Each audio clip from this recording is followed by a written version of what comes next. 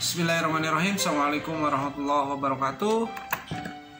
Kembali bertemu dengan saya Rahayu MPD dalam mata kuliah Pendidikan Kewarganegaraan.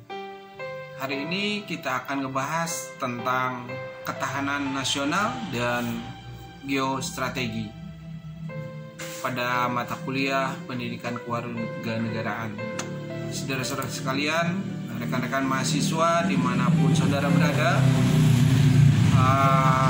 untuk memastikan bahwa tujuan pembelajaran pada saat ini saudara diharapkan bisa yang pertama memahami konsep geostrategi dan ketahanan nasional.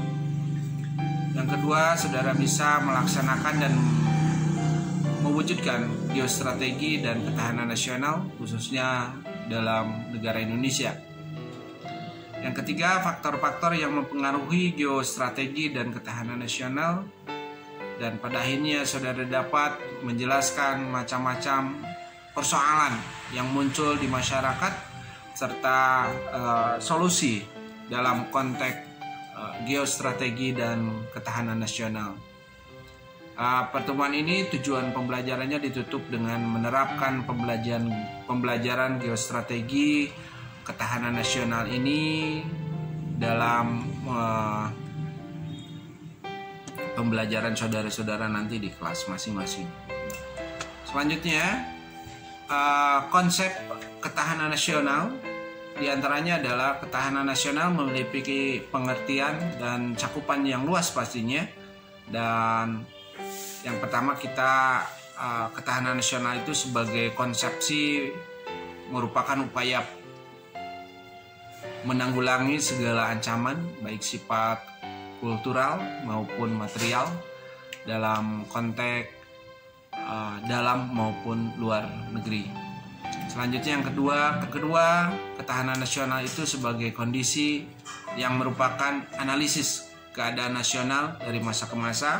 Kita mempelajari banyak sejarah tentang seperti apa bangsa Indonesia, ketahanan nasionalnya dari awal kemerdekaan sampai hari ini.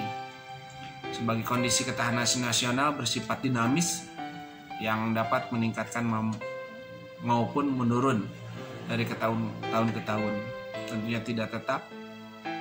Selanjutnya yang ketiga adalah ketahanan nasional sebagai strategi, yakni yang berkaitan dengan pertanyaan tentang apa sebab dan bagaimana Indonesia bisa terus bertahan dan berkembang menghadapi banyak ancaman dari dalam maupun dari luar. Saudara sekalian, aspek-aspek ketahanan nasional ini sendiri ada 5. Yang pertama adalah ketahanan ideologi, ketahanan politik, ketahanan pertahanan, ketahanan sosial dan budaya, dan terakhir adalah ketahanan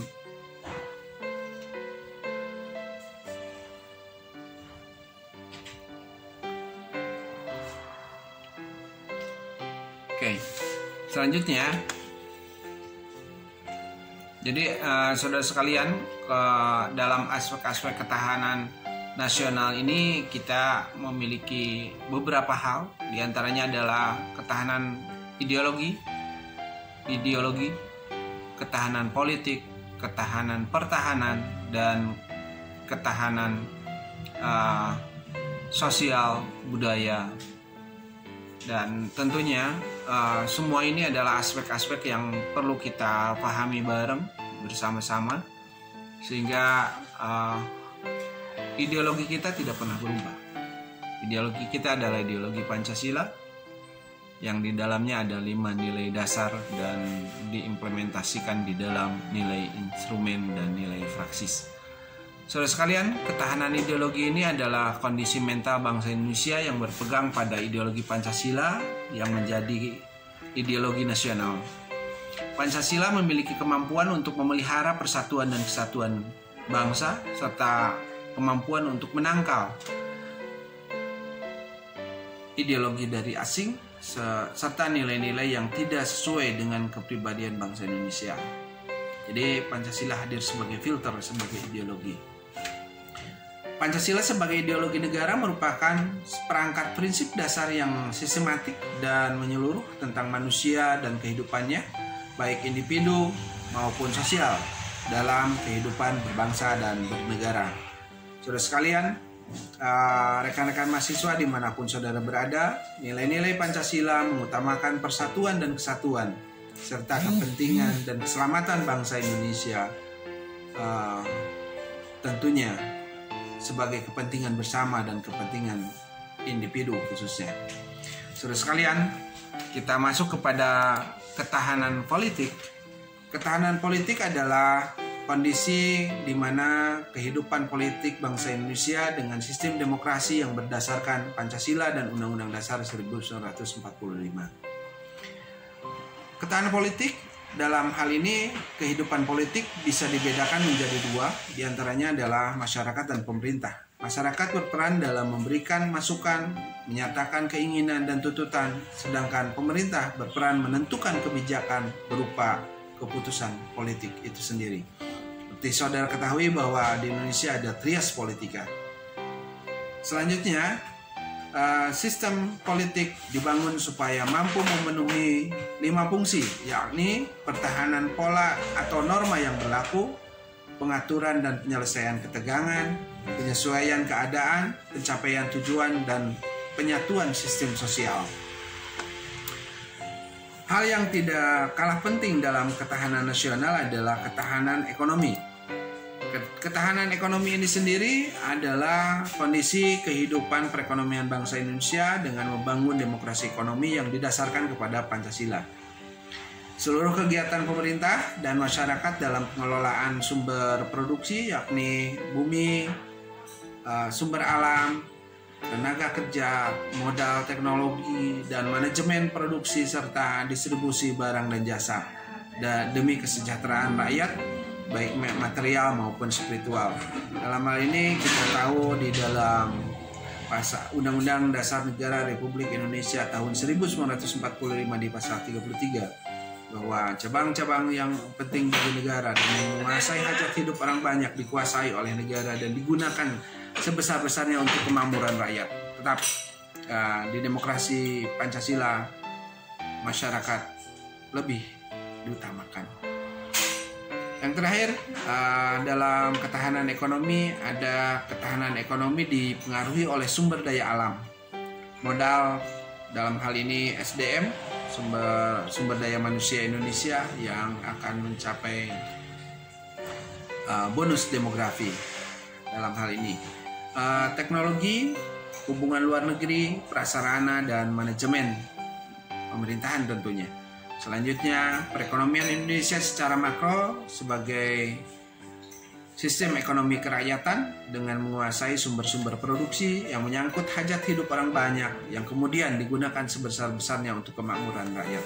Seperti yang saya sampaikan tadi di pasal 33 di Undang-Undang Dasar Negara Republik Indonesia tahun 1945. Saudara sekalian, rekan-rekan mahasiswa, tetap semangat untuk belajar dan saudara adalah pemilik masa depan ketika saudara masih terus mau belajar.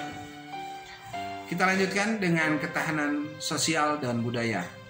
Ketahanan sosial dan budaya, kondisi kehidupan sosial budaya bangsa yang dijiwai oleh kepribadian nasional berdasarkan kepada Pancasila. Kehidupan sosial budaya masyarakat Indonesia yang beriman, tentunya warga negara Indonesia semuanya harus beragama. Di mana ada kerukunan, ada kebersamaan, ada cinta tanah air, dan kualitas maju dan sejahtera dalam kehidupan yang serba selaras, serasi, dan seimbang dalam kehidupan berbangsa dan bernegara. Saudara sekalian, budaya-budaya daerah memiliki kearifan lokal, yakni nilai-nilai budaya yang dianut kelompok masyarakat yang menjadi identitas dan mampu menangkal pengaruh negatif dari budaya luar. Ketahanan sosial budaya mewujudkan dalam integrasi atau solidaritas masyarakat dalam kesatuan bangsa yang kita cintai ini.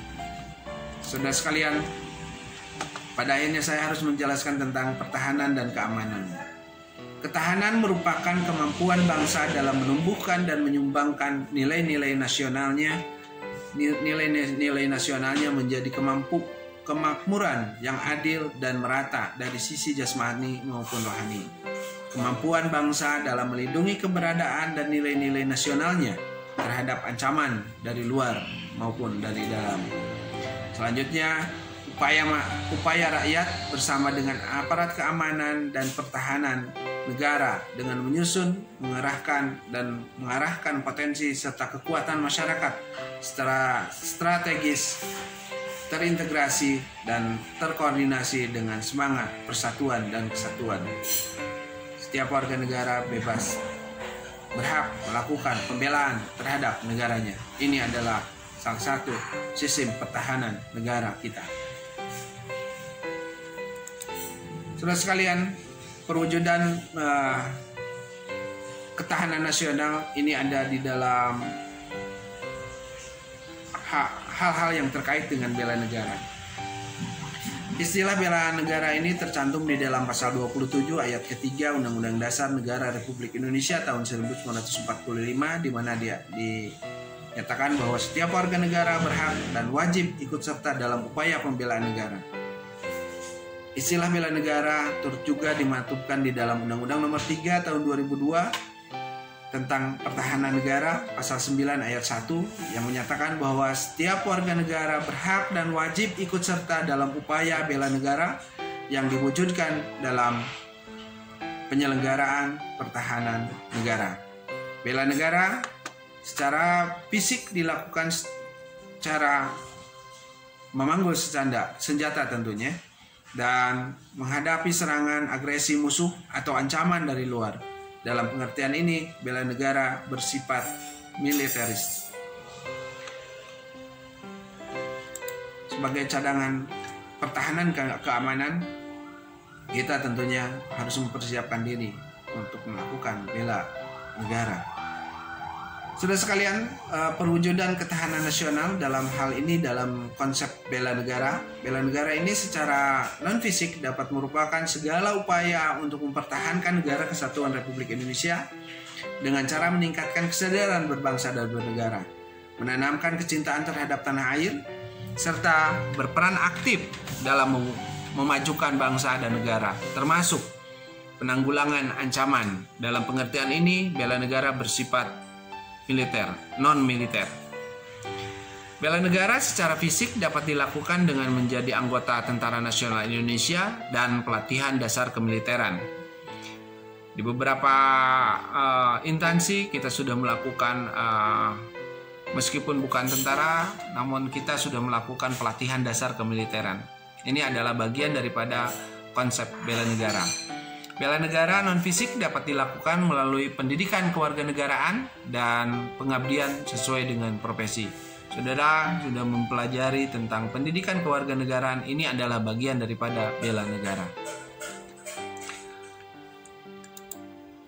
Selanjutnya ada konsep geostrategi. Konsep geostrategi ini didasarkan pada kondisi geografis suatu negara yang mempengaruhi kehidupan masyarakat dan bagaimana strategi negara dalam menghadapi tantangan. Seperti di Indonesia yang kondisi geografisnya berada di pulau-pulau, dipisahkan dengan lautan dan sebagainya. Tentunya geostrategi dalam mempertahankan keamanan negara ini sudah dirancang dengan baik oleh Kementerian Pertahanan dan Keamanan. Terus sekalian, dasar ideologi penyusunan geostrategi Indonesia adalah Pancasila pastinya. Dalam hal ini, geostrategi Indonesia merupakan pelaksanaan geopolitik untuk mencapai tujuan bagaimana termaktub di dalam pembukaan Undang-Undang Dasar Negara Republik Indonesia tahun 1945. Yang menjadi landasan geostrategi dan geopolitik tak hanya posisi silang negara Indonesia, tetapi juga aspek-aspek kehidupan sosial. Antara lain adalah meliputi aspek demografi, ideologi politik, ekonomi, sosial, budaya, dan tentunya pertahanan dan keamanan.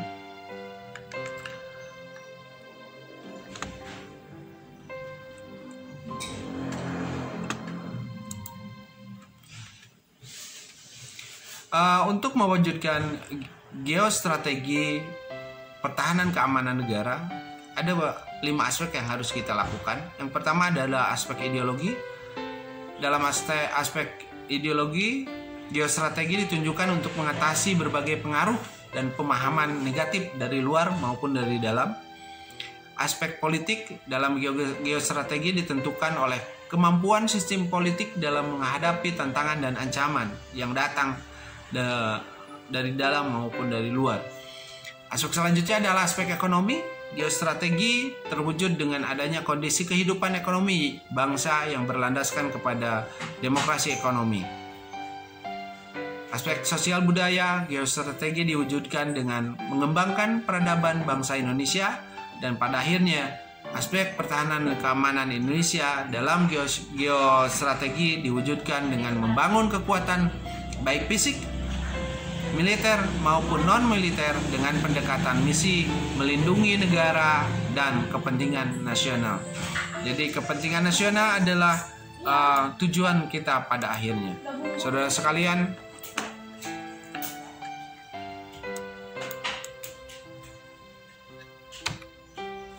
akhirnya hari ini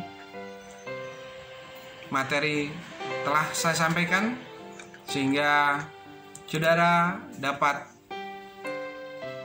mendapatkan pemahaman terkait dengan ketahanan nasional dan geostrategi. Selamat belajar, tetap belajar, salam bahagia. Yang pasti saya tetap akan mengingatkan saudara semua bahwa orang yang selalu membicarakan tentang masa lalunya, meskipun pintar, dia adalah pemilik masa lalu. Sementara saudara yang terus masih belajar, saudaralah pemilik masa depan. Terima kasih. Saya Rahayu. Assalamualaikum warahmatullahi wabarakatuh.